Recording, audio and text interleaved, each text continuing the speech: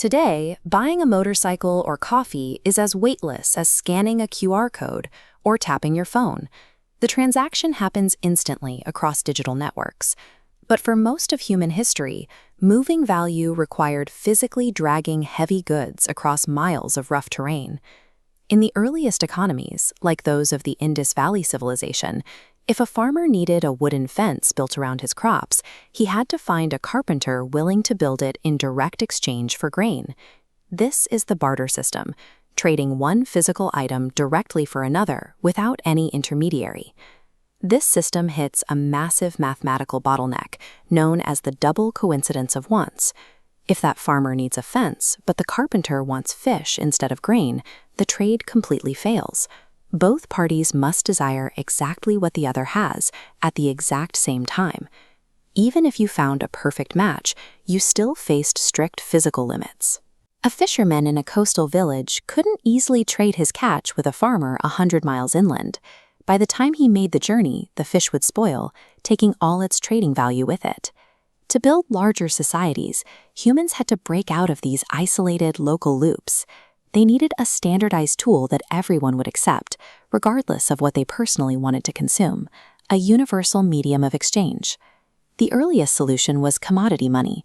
People began trading with items that held intrinsic, practical value across the entire community, like livestock or grain. A cow could provide dairy and labor, making it universally desirable to hold. But livestock creates a major engineering problem when it comes to precision. If you want to buy a small basket of fruit, you cannot divide a living cow into fractions to make the purchase. Living or bulk commodities fail completely when processing small, exact transactions. Around the 7th century BC, society solved this divisibility problem with metallic money. Governments began minting standardized coins from copper, silver, and gold.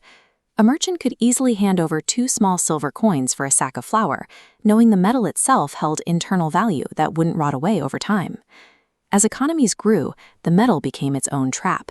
To buy a large estate or fund a trade expedition, merchants had to transport thousands of heavy coins.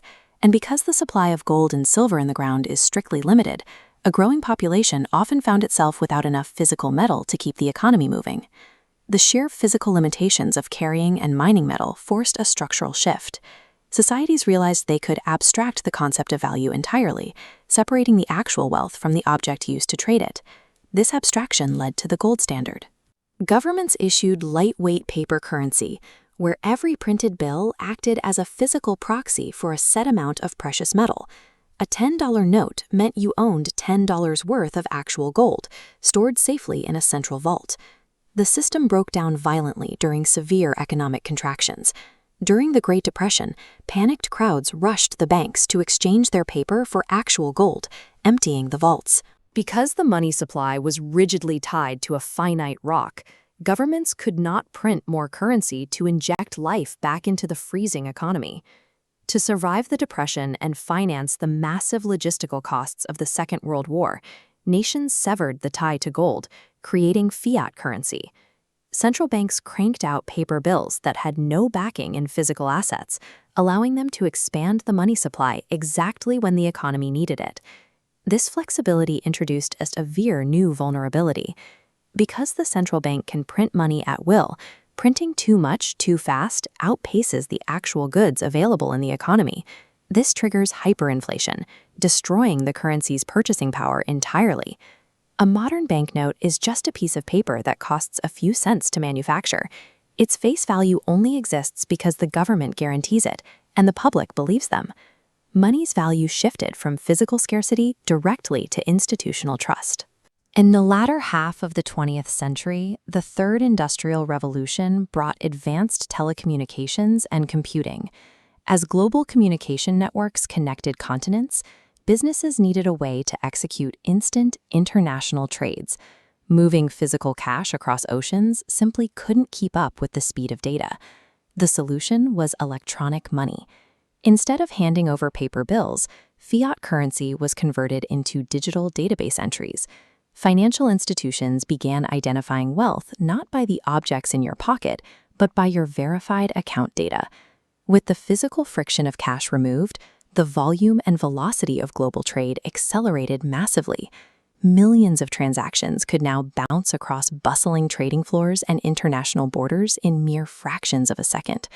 While this electronic system eliminated geographic barriers, the underlying mechanics remained identical to paper fiat. Every digital transfer still requires a centralized institution, a bank or a clearinghouse, to verify the ledger, approve the transaction, and maintain the public's trust. The Fourth Industrial Revolution introduced global cloud computing, allowing complex data to be stored and processed virtually across distributed networks. This infrastructure provided the foundation to bypass centralized institutions entirely. This led to the creation of cryptocurrency. Cryptocurrency is a digital or virtual form of money that operates completely outside the control of governments or central banks.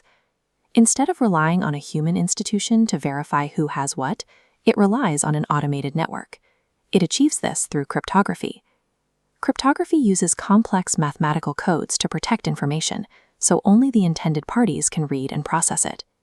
When two people trade, the network verifies and locks the details into a secure, time-stamped data block. Every verified transaction connects to the next, forming a blockchain. Because this permanent public ledger is distributed across the network, no single entity can fake the history. From heavy bags of grain to weightless lines of code, the history of money has been a continuous effort to reduce friction. In removing the physical object entirely, we reveal what money has always been, a shared technology designed to engineer trust between